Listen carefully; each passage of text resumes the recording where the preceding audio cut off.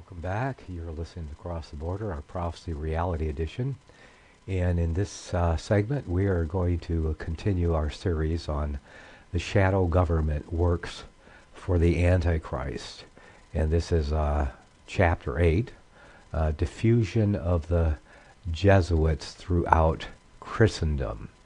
And of course, this is a 500-year-old plan set in motion by the Antichrist through his Jesuit army. That's Chapter 8, Diffusion of the Jesuits Throughout Christendom. The soldiers of Loyola are about to go forth. Before beginning the campaign, we see their head assembling them and pointing out the field on which their prowess is to be displayed. The nations of Christendom are in revolt. It will be theirs to subjugate them once more, bound in chains at the feet of the papal see. They must not faint. The arms he has provided them with are amply sufficient for the arduous warfare on which he sends them. Clad in that armor, and wielding it in the way he has shown them, they will expel knowledge as night chases away the day. Liberty will die wherever their foot shall tread, and in the ancient darkness they will be able to raise again the fallen throne of the great hierarch of Rome. But if the service is hard, the wages will be ample. As the saviors of that throne, they will be greater than it. And though meanwhile their work is to be done in great show of humility and poverty, the silver and the gold of Christendom will in the end be theirs. They will be the lords of its lands and palaces, the masters of the bodies and souls of its inhabitants, and nothing of all that the heart can desire will be withheld from them, only if they will obey him. The Jesuits rapidly multiplied, and we are now to follow them in their peregrinations over Europe, going forth in little bands, animated with an entire devotion to their general, schooled in all the arts which could help to further their mission. They planted themselves in a few years in all the countries of Christendom, and made their presence felt in the turning of the tide of Protestantism, which till then had been on the flow. There was no disguise they could not assume, and therefore there was no place into which they could not penetrate. They could enter unheard the closet of the monarch, or the cabinet of the statesman. They could sit unseen in convocation or general assembly, and mingle unsuspected in the deliberations and debates. There was no tongue they could not speak, no creed they could not profess, and thus there was no people among whom they would not sojourn, and no church whose membership they might not enter, and whose functions they might not discharge. They could execrate the Pope with the Lutheran, and swear the solemn league with the Covenanter. They had their men of learning and eloquence for the calls of nobles and the courts of kings, their men of science and letters for the education of youth, their unpolished but ready orators to harangue the crowd, and their plain unlettered monks to visit the cottages of the peasantry and the workshops of the artisan. I know these men, said Joseph II of Austria, writing to Choiseul, Prime Minister of Louis XV. I know these men as well as anyone can do. All the schemes they have carried on, and the plans they have taken to spread darkness over the earth, as well as their efforts to rule and embroil Europe from Cape Finisterre to Spitzbergen. In China they were mandarins, in France academics, courtiers and confessors, in Spain and Portugal grandees, in Paraguay kings. Had not my granduncle Joseph I become emperor, we had in all probably seen in Germany too a Malagrida or an Averroes, in order that they might be at liberty to visit what city and diocese they pleased. They were exempted from episcopal jurisdiction. They could come and go at their pleasure and perform all their functions without having to render account to anyone save their superior. This arrangement was resisted at first by certain prelates, but it was universally conceded at last, and it greatly facilitated the wide and rapid diffusion of the Jesuit corps. Extraordinary success attended their first efforts throughout all Italy. Designed for the common people, the order found equal acceptance from princes and nobles. In Parma, the highest families submitted themselves to the spiritual exercises.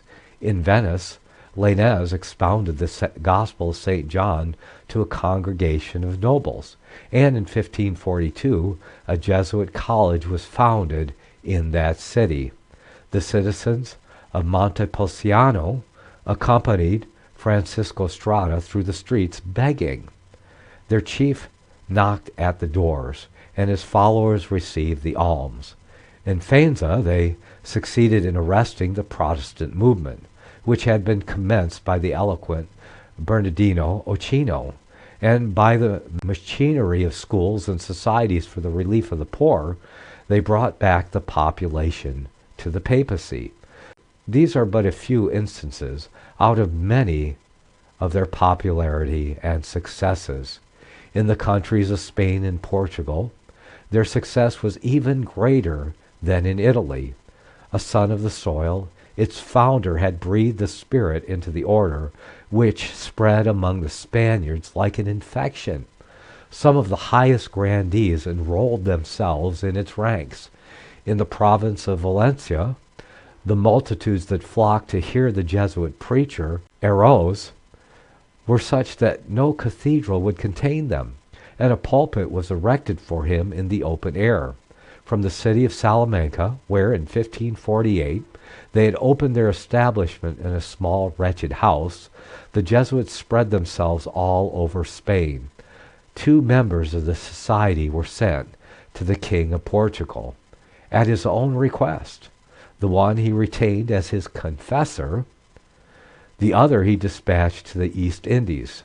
This was that Francis Xavier who there gained for himself, says Ranke, the name of an apostle and the glory of a saint. At the courts of Madrid and Lisbon, they soon acquired immense influence. They were the confessors of nobles and the counselors of the monarch. The Jesuits found it more difficult to force their way into France. Much they wished to found a college in that city where their first vow had been recorded, but every attempt was met by the determined opposition of the Parliament and the clergy, who were jealous of their enormous privileges. The wars between the Guises and the Huguenots at length opened a door for them. Lainez, who by this time had become their general, saw his opportunity, and in 1561 succeeded in effecting his object, although on condition of renouncing the peculiar privileges of the order and submitting to episcopal jurisdiction. The promise was made, but with a mental reservation, which removed the necessity of keeping it. They immediately founded a college in Paris, opened schools which were taught by clever teachers, and planted Jesuit seminaries at Avignon, Rhodes, Lyon, and other places. Their intrigues kept the nation divided and much inflamed the fury of the civil wars. Henry III was assassinated by one of their agents. They next attempted the life of Henry IV. This crime led to their first banishment from France in 1594.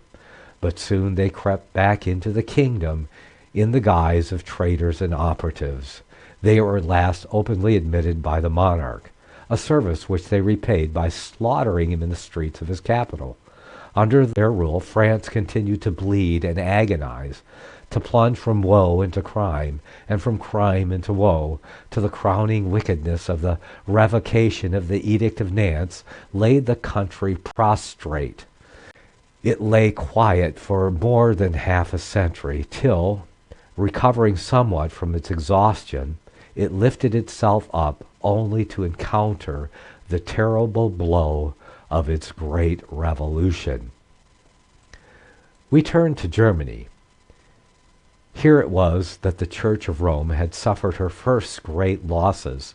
Here, under the arms of the Jesuits, she was destined to make a beginning of those victories which recovered not a little of the ground she had lost. A generation had passed away since the rise of Protestantism. It is the year 1550. The sons of the men who had gathered round Luther occupy the stage when the van of this great invading host makes its appearance. They come in silence. They are plain in their attire, humble and submissive in their deportment. But behind them are the stakes and scaffolds of the persecutor, and the armies of France and Spain. Their quiet words find terrible reverberations in those awful tempests of war which for 30 years desolated Germany. Ferdinand I of Austria, reflecting on the decay into which the Roman Catholic feeling had fallen in Germany, sent to Ignatius Loyola for a few zealous teachers to instruct the youth of his dominions. In 1551, 13 Jesuits, including Leger, arrived in Vienna. They were provided with pensions, placed in the university chairs, and crept upwards until they seized the entire direction of that seminary. From that hour dates the crimes and misfortunes of the House of Austria. A little colony of disciples of Loyola had, before this, planted itself at Cologne. It was not till some years that they took root in that city, but the initial difficulties surmounted, they began to effect a change in public sentiment, which went on until Cologne became, as it is sometimes called, the Rome of the North. About the same time, the Jesuits became flourishing in Ingolstadt. They had been driven away on their first entrance into that university seat, the professors dreading them as rivals, but in 1556 they were recalled and soon rose to influence, as was to be expected in a city where the memory of Dr. Eck was still fresh. Their battles, less noisy than his, were fated to accomplish much more for the papacy. From these three centers, Vienna, Cologne, and Ingolstadt, the Jesuits extended themselves over all Germany. They established colleges in the chief cities for the sons of princes and nobles, and they opened schools in town and village for the instruction of the lower classes. From Vienna they distributed their colonies throughout the Austrian dominions. They had schools in the Tyrol and the cities at the foot of its mountains. From Prague they ramified over Bohemia and penetrated into Hungary. Their colleges at Ingolstadt and Munich gave them the possession of Bavaria, Franconia, and Swabia. From Cologne they extended their convents and schools over Rhenish Prussia and planted a college at Spires. They counteracted the influence of the Heidelberg University, then the resort of the most learned men of the German nation. Wherever the Jesuits appeared, there was quickly seen a manifest revival of the popish faith. In the short space of 10 years, their establishments had flourished in all the countries in which they were planted. Their system of education was adapted to all classes. While they studied the exact sciences and strove to rival the most renowned of the Protestant professors and so draw the higher youth into their schools, they compiled admirable catechisms for the use of the poor. They especially excelled as teachers of Latin, and so great was their zeal and their success that even Protestants removed their children from distant schools to place them under the care of the Jesuits. The teachers seldom failed to inspire the youth in their schools with their own devotion to the popish faith. The sons of Protestant fathers were drawn to confession, and by into general conformity to popish practices. Food which the Church had forbidden, they would not touch on interdicted days, although it was being freely used by other members of the family. They also began to distinguish themselves by the use of popish symbols. The wearing of crosses and rosaries is recorded by Ranke as one of the first signs of the setting of the tide towards Rome. Forgotten rites began to be revived. Relics which had been thrown aside and buried in darkness were sought out and exhibited to the public gaze. The old virtue returned into rotten bones, and the holiness of faded garments flourished anew. The saints of the church came out in bold relief, while those of the Bible receded into the distance. The light of candles replaced the word of life in the temples. The newest fashions of worship were imported from Italy, and music and architecture in the style of the Restoration were called in to reinforce the movement. Customs which had not been witnessed since the days of their grandfathers began to receive the reverent observance of the new generation. In the year 1560, the youth of Ingolstadt, belonging to the Jesuit school, walked 2 by 2 on a pilgrimage to Eichstätt in order to be strengthened for their confirmation by the dew that dropped from the tomb of St. Walpurgis. The modes of thought and feeling thus implanted in the schools were, by means of preaching and confession, propagated through the whole population. While the Jesuits were busy in the seminaries, the Pope operated powerfully in the political sphere. He had recourse to various arts to gain over the princes. Duke Albert V of Bavaria had a grant made him of 1/10 of the property of the clergy. This riveted his decision on the side of Rome, and he now set himself with earnest zeal and marked success to restore, in its ancient purity and vigor, the popery of his territories. The Jesuits lauded the piety of the Duke, who was a second Josias, a new Theodosius. The Pope saw clearly that they could never hope to restore the ancient discipline and rule of their church without the help of the temporal sovereigns. Beside Duke Albert, who so powerfully contributed to reestablish the sway of Rome over all Bavaria, the ecclesiastical princes who governed so large a part of Germany threw themselves heartily into the work of restoration. The Jesuit Canisius, a man of blameless life and consummate address, and whose great zeal was regulated by an equal prudence, was sent to counsel and guide them. Under his management they accepted provisionally the edicts of the Council of Trent. They required of all professors and colleges to subscribe to a confession of the popish faith. They exacted the same pledge from ordinary schoolmasters and medical practitioners in many parts of Germany. No one could follow a profession till first he had given public proof of his orthodoxy. Bishops were required to exercise a more vigilant superintendence of their clergy than they had done these 20 past years.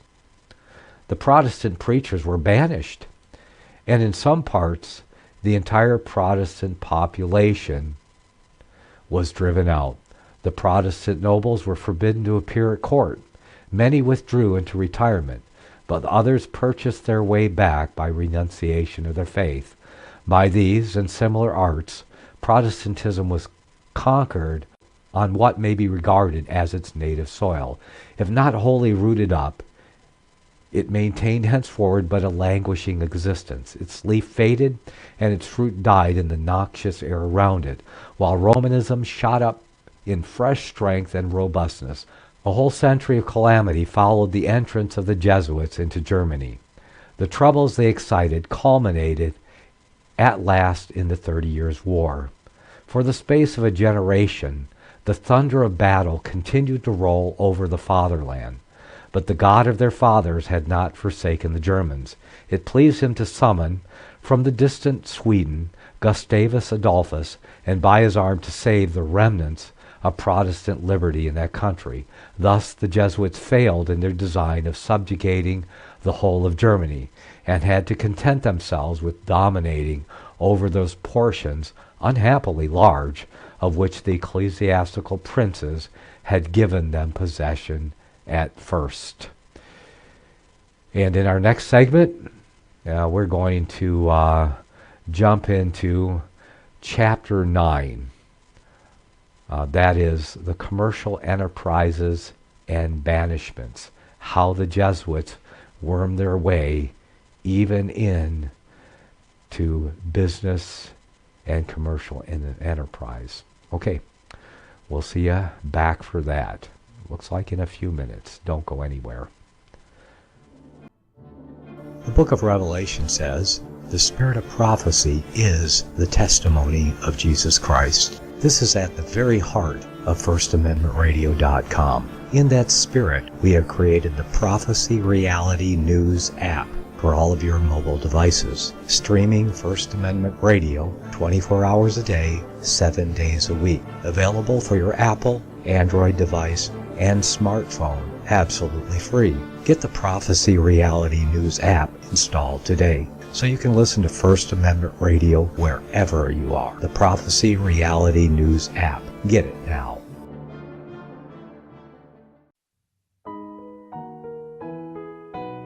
The program you are listening to is 100% sponsored by you, the listener, on this First Amendment Rights Media channel. You will notice that there are few commercials on this radio network.